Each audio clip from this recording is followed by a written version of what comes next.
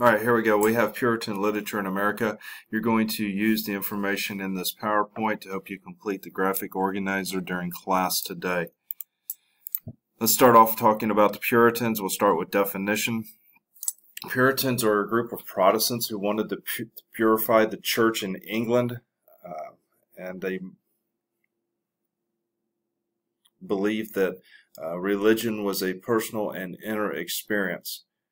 They also believed that clergy or government could come between God and the individual. They did not want that to happen. That was one of the reasons why they left England and pursued life in the new colonies. They were suffering from persecution in England, and they were led, a very small group, which was led by William Bradford, and they set sail and wound up in what was called the New World, the earlier colonies, and it was in 1620.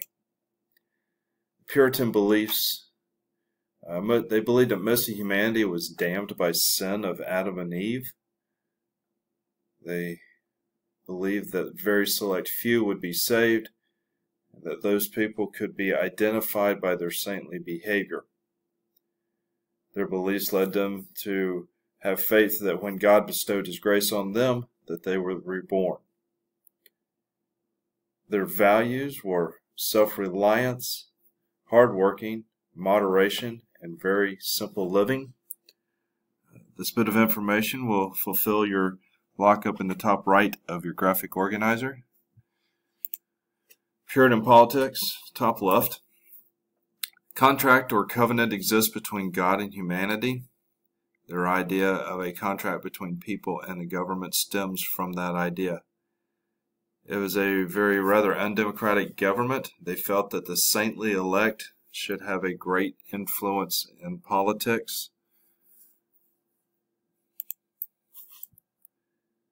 Moving on, the characteristics of Puritan writing. The Bible provided a model for individual life, and they felt that individual life was a journey to salvation. There were strong connections between biblical events in their own lives. They liked to use writing to explore their inner and outer lives for signs of God's work. Most of the work that was produced were diaries and histories. They used a very plain style that stressed clear expression and avoided complicated figures of speech.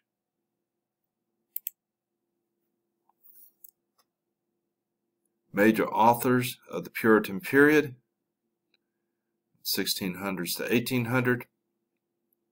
There were William Bradford, Mary Rowlandson, Anne Bradstreet, Sir Juana Inés de la Cruz, Edward Taylor, and Jonathan Edwards.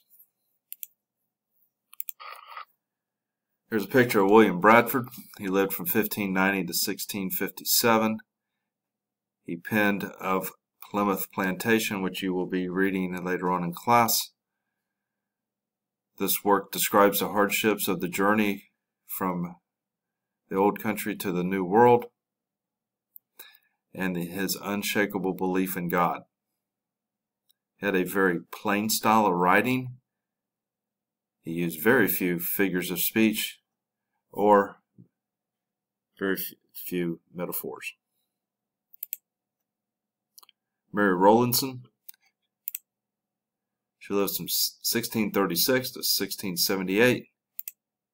She wrote a narrative of captivity. The cover is a picture of the cover over on the right. This is a story by Native Americans and about the many hardships that they endured. She saw her story as a reflection of Bible stories and hardship. She used allusions to biblical stories. Anne Bradstreet, 1612 to 1672, wrote the Tenth Muse, lately sprung up in America by a gentle woman in those parts. This was published in England without her knowledge. It explores religion and personal relationship with God. The difference between her writing and the previous author was that she started to use metaphors in her writing. Edward Taylor, He lived from 1642 to 1729. He wrote the poetical works of Edward Taylor. He differed from other Puritan writers in the use of metaphors and in his writing. He explored how his identity was shaped by God's grace. Here's a sample of one of his poems. It's called A Housewifery by Edwin Taylor. It says, "Make me, O Lord, thy spinning wheel complete. Thy holy word my distaff make for me.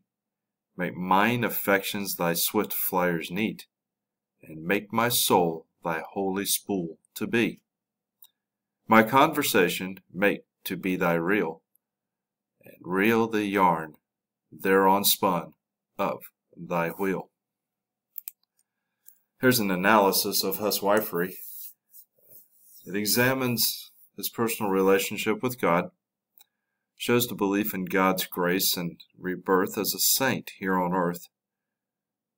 And the differences between this author and the other authors discussed so far is that he uses metaphors to compare life and self to weaving and spinning wheel and the spinning wheel, and he avoids the very plain style.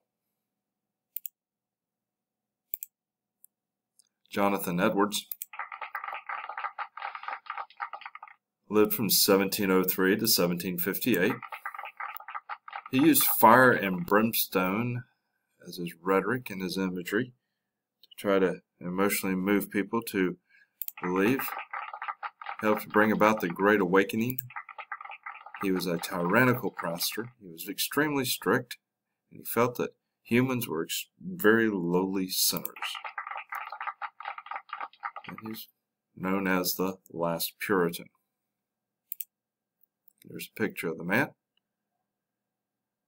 This brings this PowerPoint to a close. You'll also notice in your graphic organizer you have some vocabulary that you will need to define, and we'll provide the materials for you to define this vocabulary today during class. We're also going to read of Plymouth Plantation in just a few minutes. You may have already read it working with your group, and this will conclude our activities for today and an introduction to the Puritans. If you have any questions, please come over and ask Mr. Wells, and we'll be happy to take care of you.